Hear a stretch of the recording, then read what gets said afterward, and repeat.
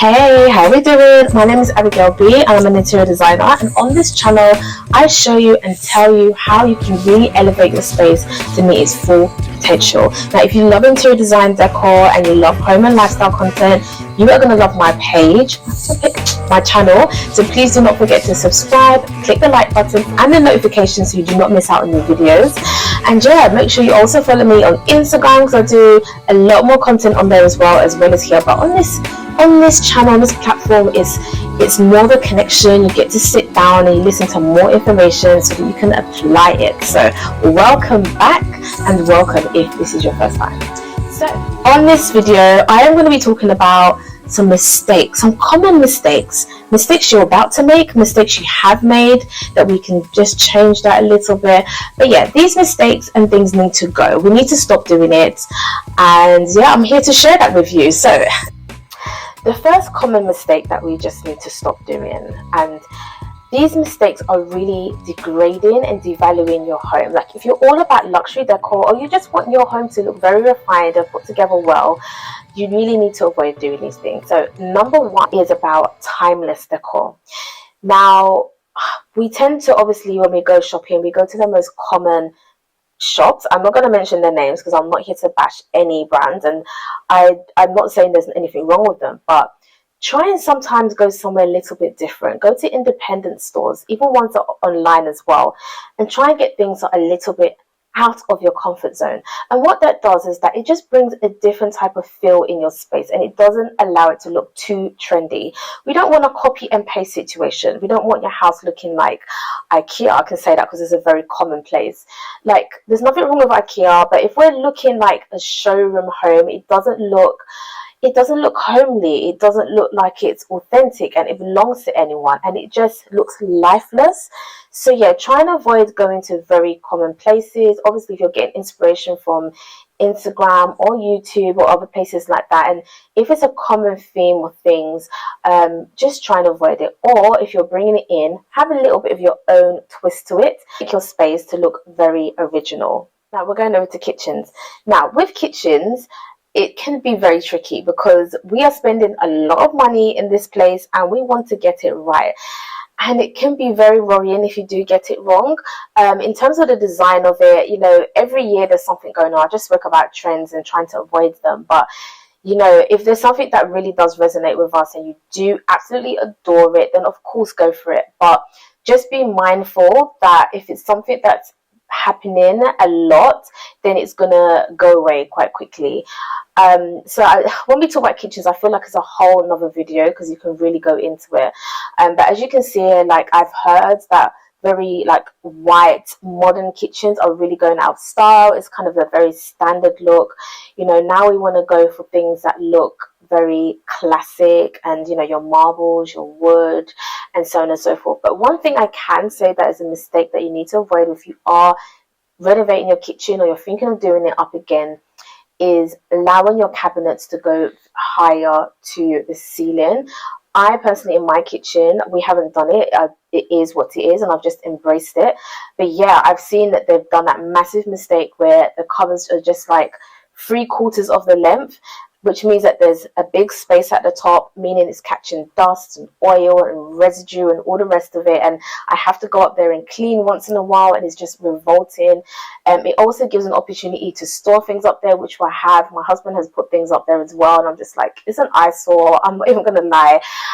As you walk into the kitchen, like, you know, we put things at eye level, and even though that's above eye level, we can still kind of see it, and it just really downgrades the kitchen. It looks disgusting. Yeah. And I'll put my hands up for it because I have it in my kitchen and it's horrible. So what I try and do is just avoid storing things up there. But yeah, if you are now doing a kitchen, just try and take it up mostly higher to the top, and maybe you can put some boarding in the front of it as well, just so it looks very collective and seamless.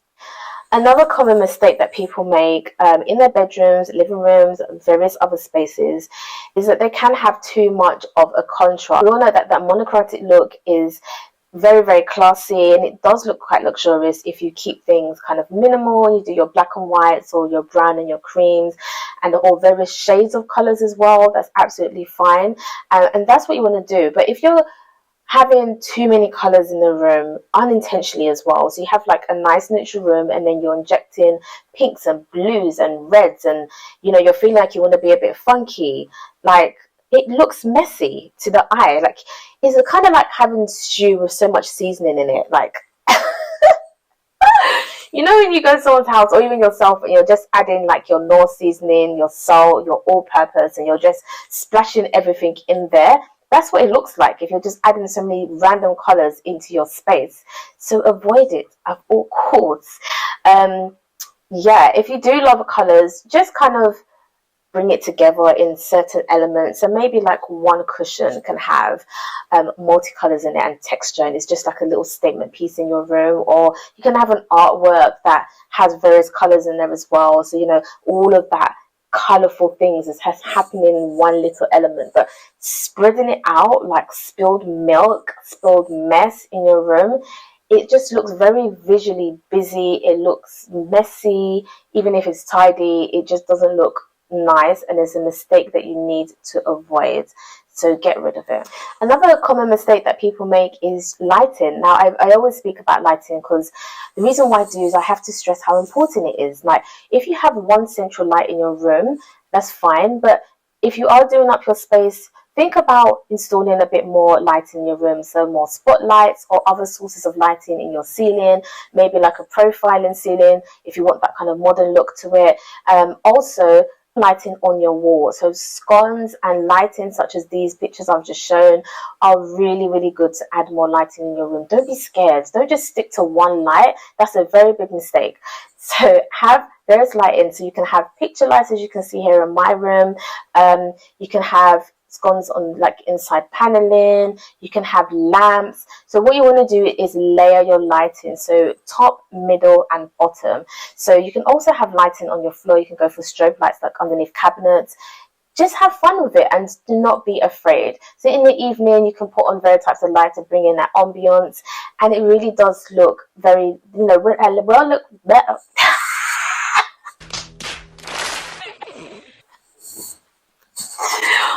Oh, if you watch my videos, you know that sometimes that I really get in a tongue twist because I talk too fast and I talk too much, and then it's just messy when I'm talking. Like, you'll think that, is this girl right? My friend yesterday actually said to me that people talk too much. Anyway, let's go back into it. Yeah, so as I was saying, yeah, have fun with it. Have fun with the lighting. The mistake is just having one or two lights. That's it. Okay, let's close that chapter and talk about something else now. Another common mistake is having visual balance, like when you get that wrong. Now, just imagine, so look at your room, or look at, you know, an area that you want to kind of like redesign and restyle. Put a line in the middle of it and put a line going across. Now, if there's too many things higher up and there's less things at the bottom, it gives that visual heaviness of things are kind of coming down, and it also makes the room look smaller. It feels like things are just coming down on you. If you have too many things on one side rather than the other side, again, it kind of makes things look a bit like this, you know. So sometimes we don't even realize that we're doing it. So you could have maybe like a tree on one side or shelving on one side and have nothing on the other. And you might think, yeah, I don't want to put too many things on that side because I don't want to look too much. Then balance it out, you know. Have your tree on one side, have shelving on the other side, but keep the shelving styling minimal, you know.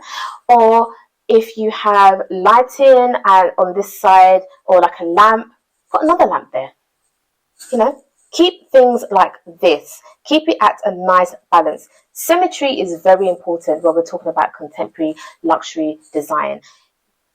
Another mistake, common mistake that I see, sometimes I'm looking at people's homes, maybe homes that I'm about to design, and I'm just like, why did you do that? Why? That's unintentional styling. Yeah, so you're looking around and you think you put something there because there's a space. There's just a space, and you thought, oh, let me just put something there. Don't, because it doesn't look right. It looks very unintentional. It looks like there's no thought process into it, and it looks rubbish. Stop it. Get some help. You know, when you hear that thing, rubbish, it doesn't look good. So be very intentional with your styling. You know, if there's gaps, just leave it. If there's an area where there's nothing, just leave it alone. Even doing that allows there to be loads of free flowing space. If it's really irritating you, okay, maybe put a plant there or something like that, but avoid the, you know, the tinsels, the tickle tackles, the little bits here and there. Like, just stop, okay? Not everywhere needs to be styled, you know. I know obviously there's the extreme being completely minimal and there's just bare. I know there's that. Well, I'm not talking about that. You want to style, but just keep it very balanced, which I just spoke about just now, but keep it intentional. So if you have got a space and you put your artwork there, and then you've got another space and you've put like a very small artwork, like, doesn't make sense. Make it make sense. I like to show pictures as well so that you can really understand, you know, what I'm trying to convey here when I say certain things. Because if you're not really into interior design, and some of the terminology that I'm using, it may be a little bit difficult. So I like to kind of keep things very simple when I'm explaining things and show you. And this is what I mean by unintentional styling. We need to stop doing that. Period. Just stop it. Last but not least, a very important area. In fact, I call this, it is what it is actually, the window of your room. Like the windows of houses are your eyes into your spaces, looking from the inside out and looking from the outside in. So it's very important that that area is kind of styled properly.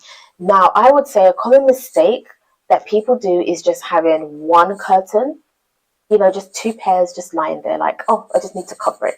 No, do something about it and make it kind of coordinate with the style of your room. So if you've got like a very kind of modern type of room, you can go with shutters and blinds, or if your room is quite contemporary, go for curtains and share curtains, and that really does kind of elevate and give that kind of hotel feel to it as well. And most importantly, bring your curtains higher up, because what it does is it elongates the room, it makes the window look very long, it makes everywhere look refined. You can even extend it as well, even if it's areas where there's just the wall as well, because it allows the window space to look bigger. It makes your room look bigger, taller and bigger as well. So that's a little trick in there as well. But dressing your windows is just very, very important, as I stress. You can see the differences here when you get it wrong, how much it really does devalue and degrade your room. Literally, it can do that. You can have a very beautiful room and then your windows, the eyes to your room, just ruins it completely.